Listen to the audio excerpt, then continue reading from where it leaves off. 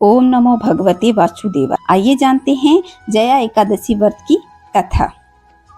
एक बार अर्जुन ने भगवान श्री कृष्ण से प्रश्न किया कि हे भगवान, अब कृपा करके आप मुझे माघ शुक्ल पक्ष की एकादशी का क्या महत्व है, इसको विस्तार पूर्वक बताइए। माघ शुक्ल पक्ष की एकादशी में किस देवता की पूजा अर्चना की जाती है और इस एकादशी को करने से क्या फल प्राप्त होता है और इसकी कथा क्या है। तब भगवान श्री कृष्ण कहते हैं, हे अर्जुन, माघ माह के शुक्ल पक्ष की एकादशी को जया एकादशी कहते हैं। इस दिन उपवास रखने से मनुष्य भूत प्रेत और पिशाच योनि से छूट जाता है। इस दिन विधि पूर्वक उपवास व्रत करने से मनुष्य को संपूर्ण पुण्य की प्राप्ति होती है। अब मैं तुम्हें जया एकादशी व्रत की कथा सुनाता हूँ। एक समय की बात है, नंदन वन में उत्सव का आयोजन हो रहा था। देवता, ऋषि मुनि सभी उस उत्सव में मौजूद थे। उस समय गंधर्व गा रहे थे और गंधर्व कन्याएं नृत्य कर रही थी। इन्हीं गंधर्वों में से एक माल्यवान नाम का गंधर्व था, जो बहुत ही सुरीला गाता था। जितनी उसकी सुरीली आवाज थी, उतना ही वह रूपवान था। गंधर्व कन्याओं में एक पुष्यवती नाम की नृत्यांगना भी थी।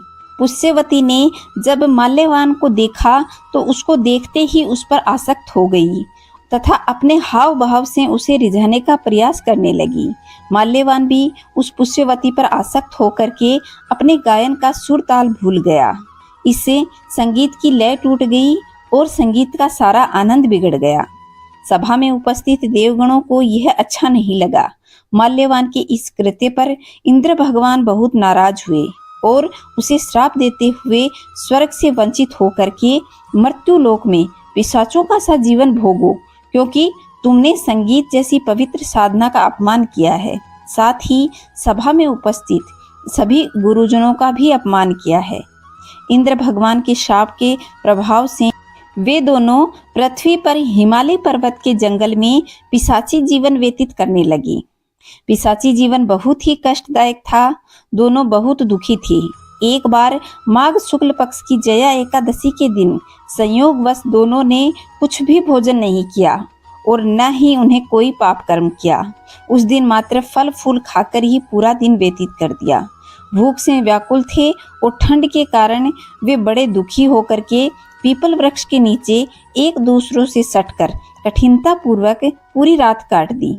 पूरी रात अपने द्वारा किए गए कर्तव्यों पर पश्चाताप करते हुए भविष्य में इस प्रकार की भूल न करने की ठान ली। सोते हुए सुबह हुई, लेकिन ठंड के कारण दोनों की मृत्यु हो गई। अनजाने में ही सही दोनों ने एकादशी का उपवास कर लिया। भगवान का रात्रि जागरण भी हो चुका था। परिणाम स्वरूप भगवान की कृपा से दोनों पिशाच योनि से मुक्त हो गए और पुनः अत्यंत सुंदर अप्सरा और गंधर्व देह धारण करके तथा सुंदर वस्त्रों और आभूषणों से अलंकृत होकर के स्वर्ग को चले गए। देवराज इंद्र ने उन्हें स्वर्ग में देखकर आश्चर्यचकित होकर पूछा कि वे शाप से कैसे मुक्त हुए।